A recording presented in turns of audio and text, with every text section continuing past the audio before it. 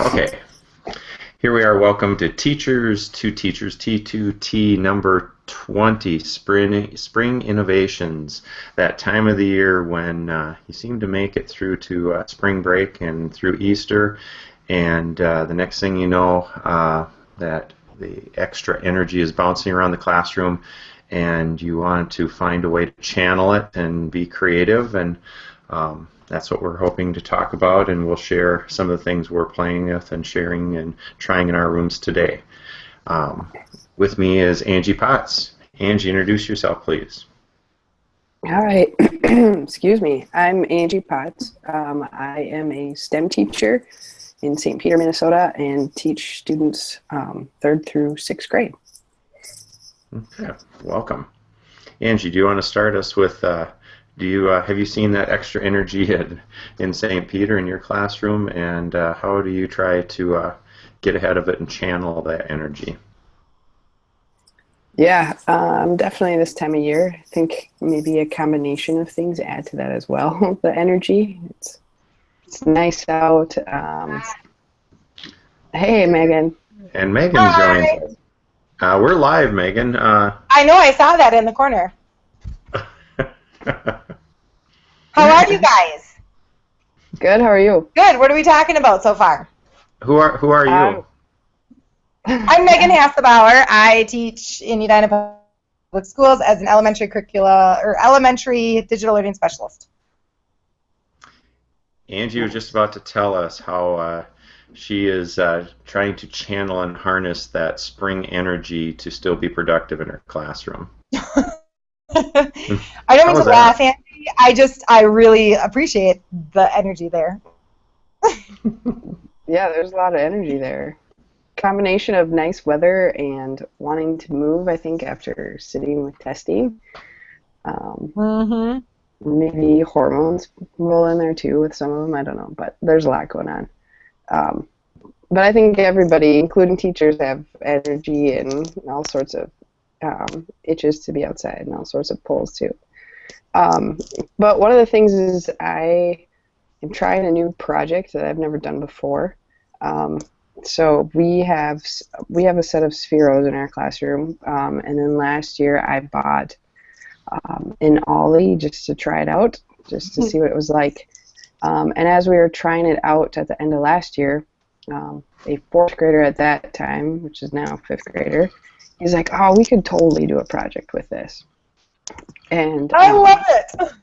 Yeah, and he said we could do something like design ramps or something because ollies go super fast. I'm like, you're completely right. So this summer I, digging around and playing with ollie, and then I decided we have a great on our playground. We have a huge blacktop area, and we want to be outside. So we designed cardboard ramps in our classroom, but this week and into next week we're taking them outside. They had to design 2, one to launch ollie for height. It's pretty sweet. And we take our couch cushions to kind of brace the fall a little bit. So we haul our cushions outside and in the hallway and all over. And then they also had to build a ramp for distance to launch ollie as far as possible. So we got out protractors. They had to draw blueprints. We started with drawing to scale, but with the amount of time I see them, that was a difficult and challenging task to go scale drawings to then design. How old were the kids again? 5th graders. Oh man, they must have been just juiced about that. Yeah, but they did have to draw what they wanted and then label measurements because they did have a restriction on length, width, and height. And then we have meter sticks and yardsticks taped to walls and the hallway floor and the building. And so they've been collecting data to see how it goes, and it's been pretty cool, and it's really fun to see once they test. Some groups are like, I'm a horrible driver, so I had to make my ramp really wide for ollie to even be able to hit it.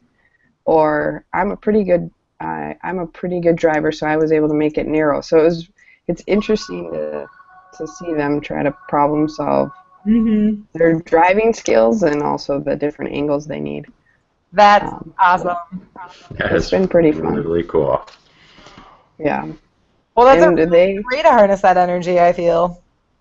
yeah, and the fun part is last week one group consistently has been launching it around 6 feet or more. Oh So my gosh!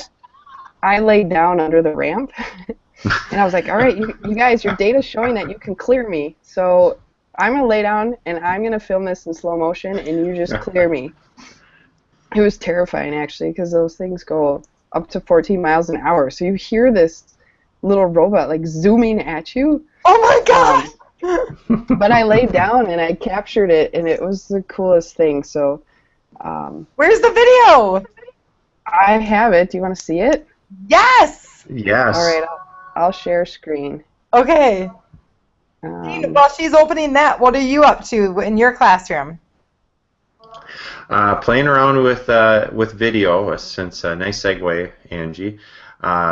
Just came into yeah, there I'm sharing my screen. Did you see me? No. Oh, there we go. There you go. Yeah. Okay, go, Yeah. Ange. All right. Angie, are you ready? Yeah, so here it is. I put it, of course, together with music because that was Obviously, needs to happen. a lot of fun. But here it is.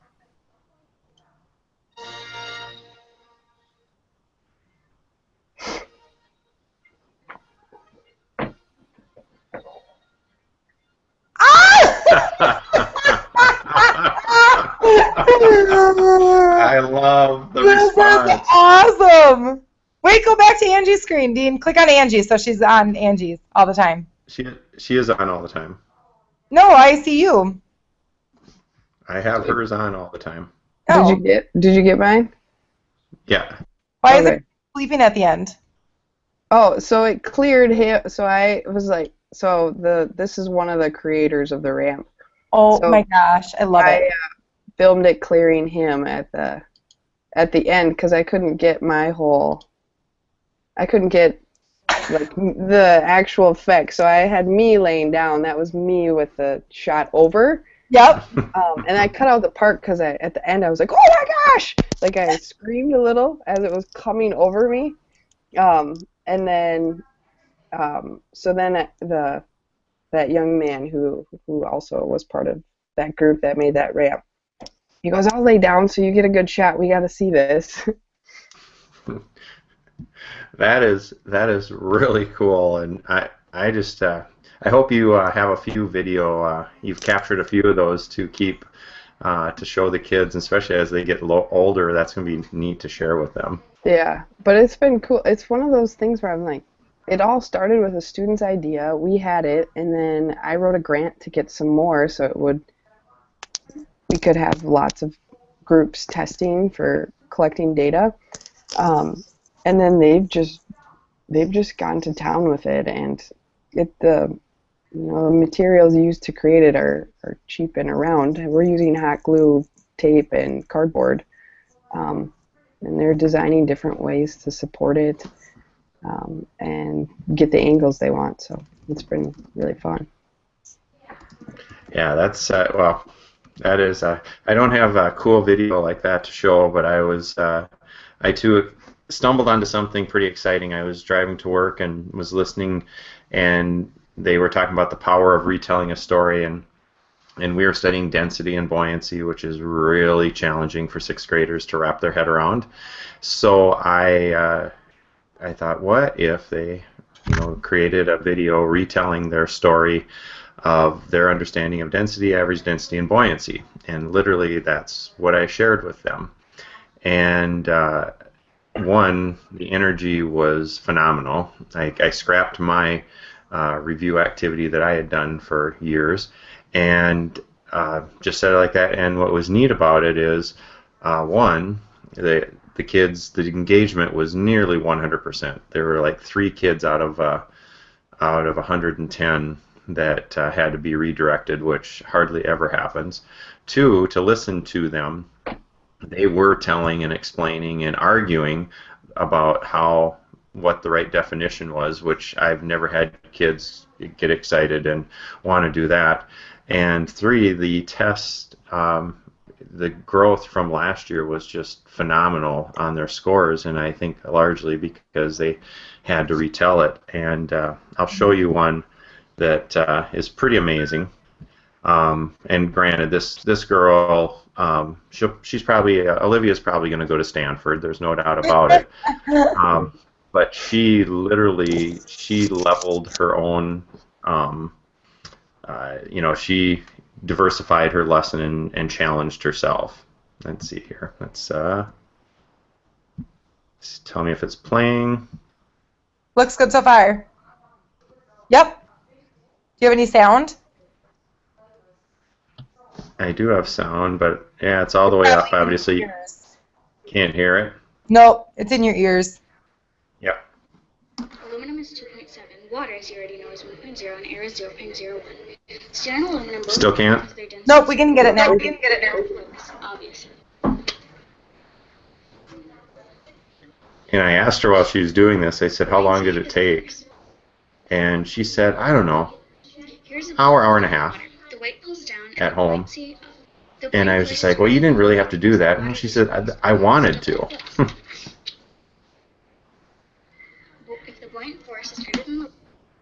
So, anyway. So, what did she use to create that? Okay, so I asked that. She used, let me get rid of my screen share. She used the, I'm still hearing the music. There we go. I know you can't hear it, but I could still hear everything Olivia was saying. You hear the bells. What's that? All right. Let's check. Yeah, okay, stop. So I asked her today, and she originally tried to do it with a Nexus 7, but she couldn't get the settings right for the time lapse. So she asked if she could use her phone. So she did it all on her iPhone 5S, I believe, which then she merged it in and imported it into iMovies, and then sent it to herself and submitted it. So she videotaped it, and then she imported to iMovie to edit to make it go faster and everything? Yeah. And put the music behind it? So did she film it in regular speed, or did she use? She said that she could change it to time-lapse on her phone. Oh, okay. And then she edited her explanation of it in iMovie? Like she edited that sound piece? Yeah, audio overlay in iMovie. So we use WeVideo a lot in artists, like in a lot of students use WeVideo. So I'm wondering if we can do the same thing with WeVideo or with YouTube Editor, because those are the two. And most of the kids used Screencastify and then uploaded to YouTube Editor, and it really worked extremely well. The only thing was that the upload went well, but then finding their video, and then they hide YouTube Video Editor in the lower left. So that was the only thing that we had a problem finding. Otherwise, the students picked it up really well. I always have to just type in YouTube Editor. What do you mean the lower left? Okay, let me show you here. Show me again, because I usually just have to go in. So you go, oops, sorry, there we go. Let's do it again. So you go in and you do your upload, and that's just all cool, and that goes fine. Yep. And after they wanted to, I said, go back in to my channel and find it, but I didn't need to do that. I could have just went to Video Manager, which I found out later. But then down in the lower left where it says Create, oh, and then down, and then there it is. So it's kind of hidden. Kind of. So on your video, on your dashboard, you know what I mean? Can you go back to your manager? Sorry. Oh, the Video Manager? Yeah. When you click, next to the video, can you edit it from there? Can you click on edit and that brings you to it? Mm-hmm. Well, let's see. No. No, it's not the right video editor. That's like edit the settings and the annotations and stuff. To do the actual video editing, you have to go down to create. Yeah, Got you it. have to go on to create. I always have to like type it in. I always like do a Google search. I'm like, video editor, YouTube video editor, and then I always get there. So it was pretty cool. And then the kids were so juiced. We had the fifth graders visiting, and they created their. I mean, literally within 3 minutes, we got a bunch of little clips on what they recommended to fifth graders and showed it on the fifth grade visit the next day. Cool, love it. So how do they all share it to their own account and then share it with you? Or how do you manage all that? When they were using their Chromebook, and they're actually very good at capturing with Screencastify. It's surprisingly good, and then from there they just download it, they save it to their disk because the upload straight to YouTube has been disabled.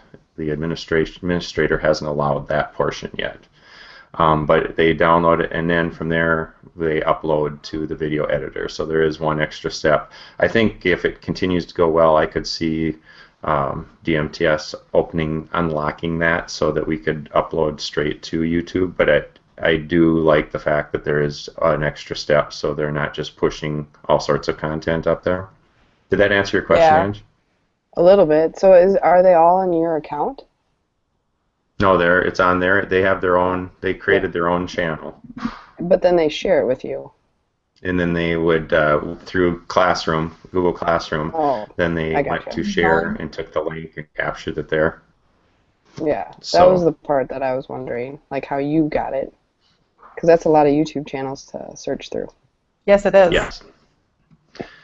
So yeah, and Classroom just works so well for open-ended items like that. I really like it. Talking about Classroom, did you guys see the new updates for it? Yeah, I saw some of them. I haven't played with them at all. Summertime, I think this summer they're rolling out parent access or parent viewing to Classroom. Mhm.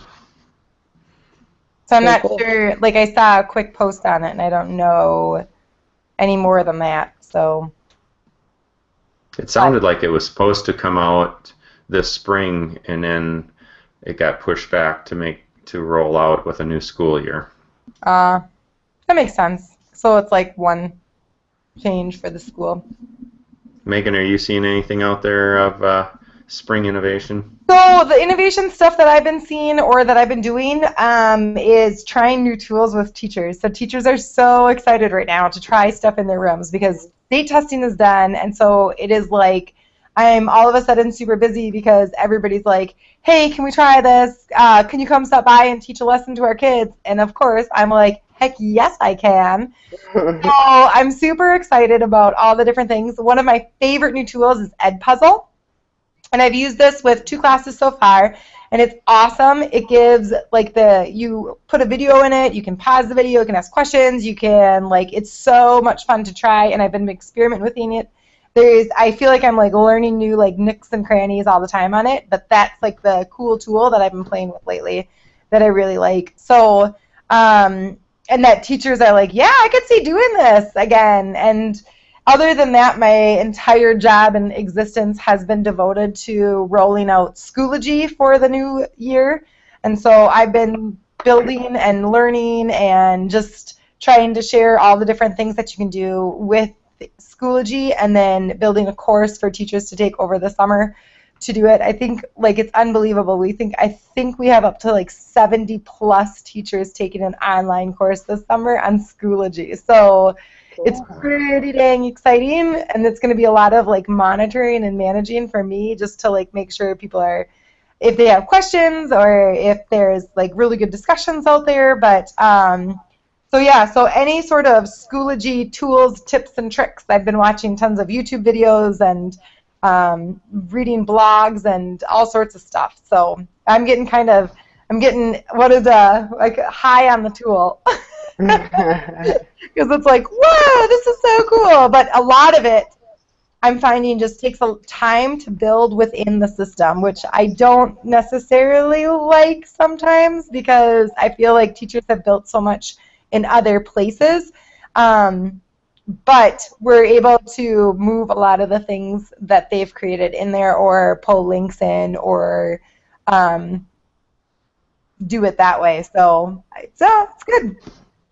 Pretty exciting stuff, but I feel like I'm like kind of like Schoology'd. Got like blinded. Schoology'd out. But it's pretty good. It's good stuff. It's pretty exciting. I bet you that Miami conference would take care of all of it. I feel like if I went to Miami, just saying, Steve Butner, if you're watching.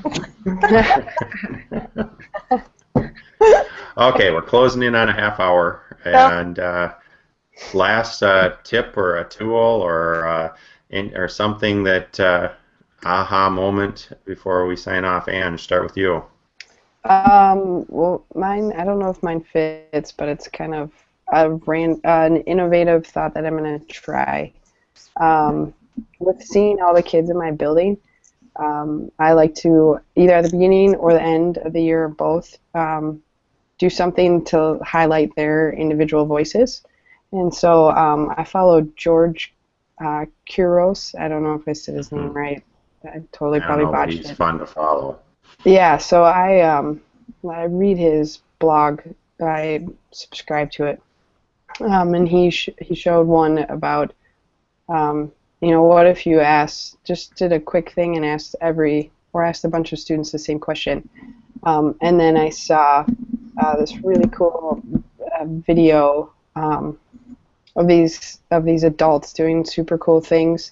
Like this really cool, innovative chef, and he's like, I was told not to play with my food growing up. Now he's doing all these really cool, innovative things as a chef, and like this robotics engineer, and he was told not to, take his toys apart.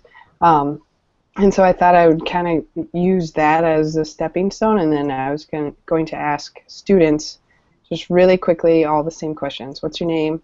Where were you born? Just to give that piece of identity as well. And then the other question is, what do you want to be when you grow up? And then just quickly take a video of everybody and then mesh that together and then share that within our school and as a kickoff into the summer of this is who we are, these are the awesome kids we get to teach. So I'm pumped to kind of see how that goes. That's very cool. And then Megan. it goes through. And so we'll see. I like it. Yeah, I'm kind of pumped.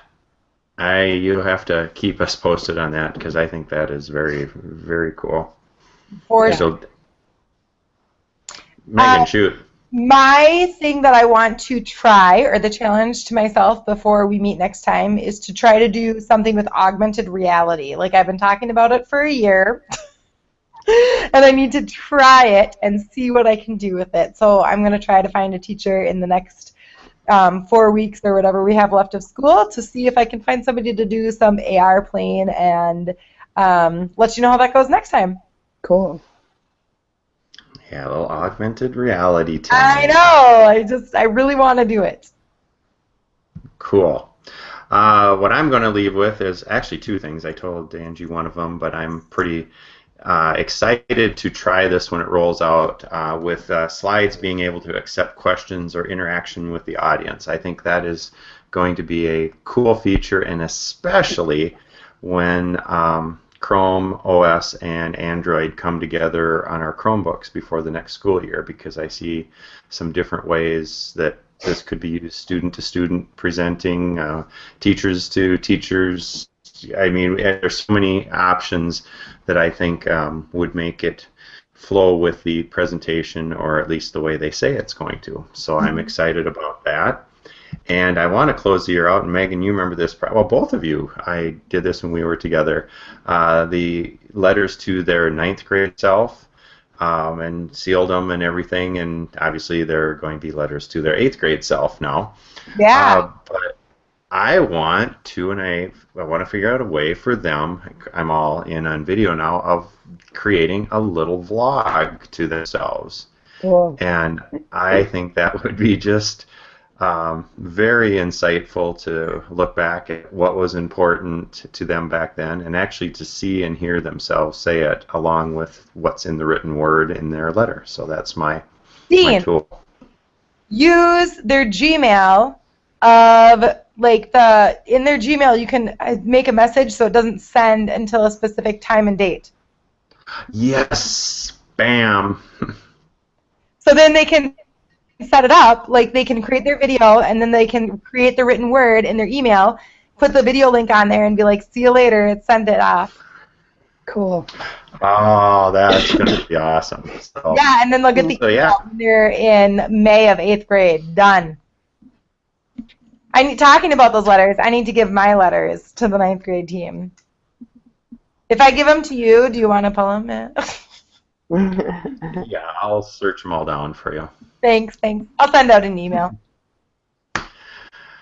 Well, good enough. Well, thank you, Angie, and thank you, Megan. And that will take care of T2T, number 20, Spring Innovations. Until next time.